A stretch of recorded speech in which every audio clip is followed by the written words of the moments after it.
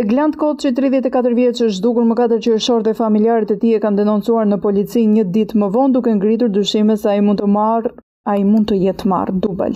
Eglant Koçi, 34 vjeç, është zhdukur më 4 qershor dhe familjarët e tij e kanë denoncuar në polici një ditë më vonë duke ngritur dyshime se ai mund të jetë marrë peng. Hetimet e deritanishme të policisë së Tiranës kanë identifikuar shokun e tij, 41 vjeçarin Armand Shakaj, si person që dyshoi se ka mbajtur peng të riun, ndërsa 25 vjeçari Enea Zyferi, kamarier në lokalin e Shakajt, është arrestuar për përkrahjen e autorit të krimit. Nga analizimi i pamjeve të kamerave të sigurisë është mundësuar ndërtimi i lëvizjeve të Koçit, duke parë se ai është parë për herë të fundit duke lëvizur me motorin e tij pranë sheshit Wilson në Tiranë. Policia ka arritur të gjejë motorin e të zhdukurit në rrugën 5 Maj në Tiranë 2 ditë pas zhdukjes dhe ka identifikuar ambientin ku dyshoi se Koçi është mbajtur peng. Nga ky ambient, sipas pamjeve, Shakaj ka dalë me një automjet duke marrë me vete të riun, ndërsa makina është gjetur dhe sekuestruar si provë materiale.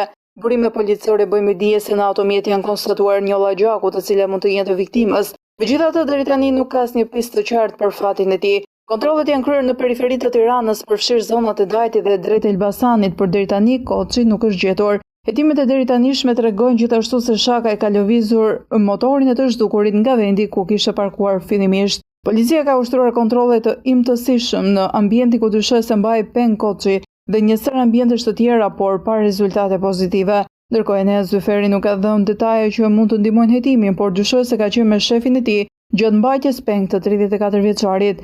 Operacioni për kapjen e Shakajt dhe gjetjen e Koçit vijojnë intensivisht nga strukturat e policisë së Tiranës.